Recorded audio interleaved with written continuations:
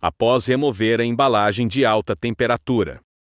Todas as peças de reposição são as seguintes: um conjunto de rotores, um suporte de baldes de amostra, um adaptador de energia para o viscosímetro, uma unidade principal do viscosímetro, um controlador de temperatura, 2 barris de amostra de teste, uma coluna de suporte de elevação, a tampa do balde de amostra, uma haste de conexão para o viscosímetro, um suporte de posicionamento, um dispositivo de extração do barril de amostra, uma chave totalmente aberta, um conjunto de chaves hexagonais grandes e pequenas, um manual de instruções, um cabo de alimentação, uma base, e um forno de aquecimento com controlador de temperatura. Primeiro, instale a base e a coluna juntas. Junte-os e insira-os.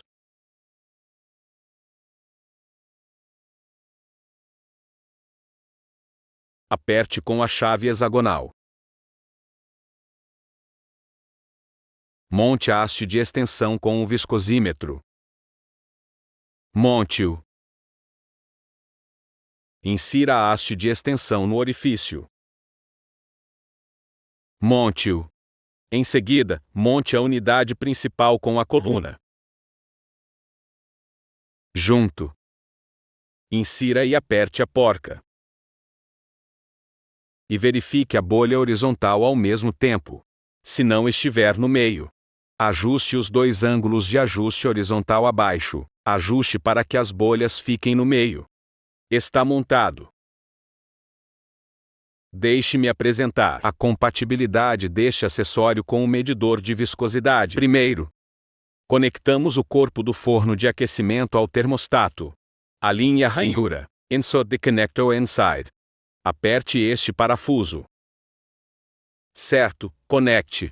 Conecte o cabo de alimentação. Certo, e coloque-o de lado. Conecte o viscosímetro à fonte de alimentação.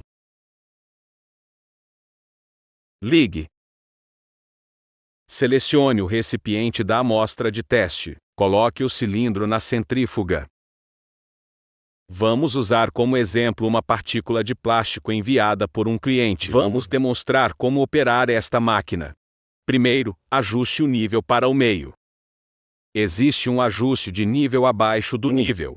Aperte-o após ajustar para o meio.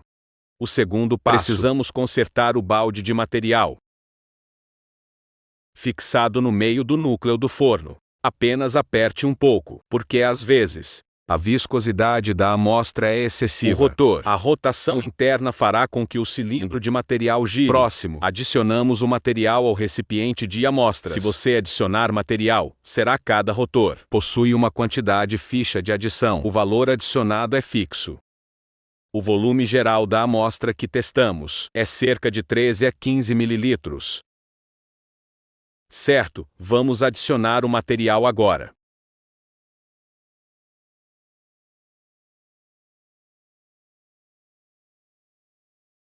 Defina a temperatura, de acordo com a temperatura solicitada pelo cliente.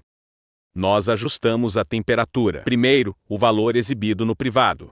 É o valor da temperatura detectado dentro do núcleo do forno. O número verde exibido representa a temperatura que você definiu. Agora estamos com a temperatura em 140 graus. Primeiro, pressione esta tecla de função. Vai mostrar São Paulo, e o número abaixo está piscando. Significa que podemos usar a tecla Shift para esta posição. Para a quinta posição, pressione a tecla para baixo e se torna um dígito decimal. Mova-o novamente. Em seguida, pressione a tecla para cima para definir para 140 graus. Após definir o valor da temperatura, pressione a tecla de função para retornar à temperatura atual do material. Começará a esquentar. A temperatura subirá em direção à meta de 140 graus. Vamos inserir dentro do cilindro no rotor por 5 a 10 minutos. Deixe que este rotor atinja a temperatura dentro do cilindro. Estabilizar juntos. Podemos começar a medir. Lembramos novamente que a quantidade de material adicionado. Primeiro, há uma indicação clara no manual, o que significa com forno de alta temperatura. A quantidade de amostra a ser adicionada. Quantidade por rotor, que estão todas claramente marcadas aqui.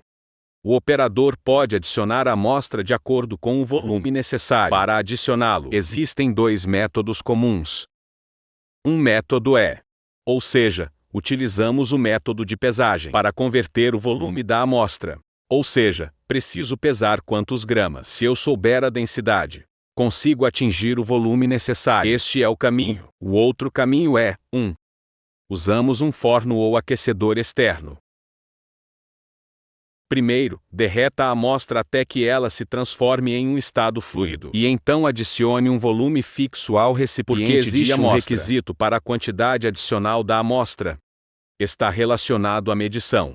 Os dados finais obtidos estão relacionados. Por exemplo, se a quantidade da amostra adicionada for menor quando coloquei o rotor pelo lado de dentro do núcleo do forno, isso faria com que o rotor ficasse submerso. O volume não é suficiente. O rotor é medido internamente. Os dados serão imprecisos.